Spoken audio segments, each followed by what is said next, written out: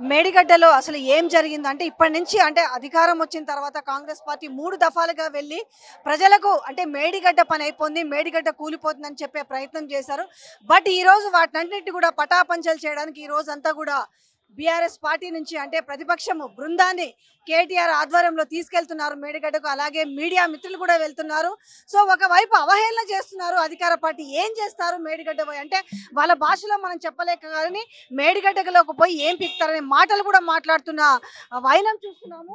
నిజంగా ఈరోజు మేడిగడ్డ తోటి క్లారిటీలు వచ్చే అవకాశం ఉందా మేడిగడ్డ వల్ల అనేది అసలు మేడిగడ్డతో ఈరోజు తెలంగాణ ప్రజలకు ఏం చెప్పబోతున్నారు? మేడిగడ్డలో ఉన్నది 90 పిల్లర్లు అయితే కేవలం 3 పిల్లర్లు మాత్రమే అక్కడ కుంగిన పెట్టేస్తుంటే దాన్ని ఏదో రకంగా చేసి కింద వేస్ట్ కాబోతున్న నీళ్ళని తెలంగాణ ప్రజలకు అంటే ఆ కాళేశ్వరం కింద 20 జిల్లాలు ఉన్నాయి కాబట్టి ఆ 20 జిల్లాలు నీటి ఎద్దడికి గురి కాకుండా ఉండాలంటే ఏదైనా దానికి ఒక మార్గం ఆలోచించి ఖచ్చితంగా ఆ నీళ్ళని ఎత్తి వాళ్ళకి ఇవ్వాల్సిందే అనేది ఒకవైపు కేటీఆర్ చెప్తున్నాడు.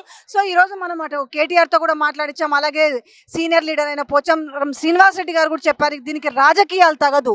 ఆ 3 పిల్లర్లని ఏదైనా కూడా రిపేర్ చేసి తెలంగాణ ప్రజలు కక్ష ఉంటే కక్ష తీర్చుకోవాలి, కానీ పార్టీల పరంగా రాజకీయం చేయొచ్చు, కానీ తెలంగాణ ప్రజలు మాత్రము నీటి గోసకు నీటి ఎద్దడికి గురి చేయొద్దని చెప్తున్నారు.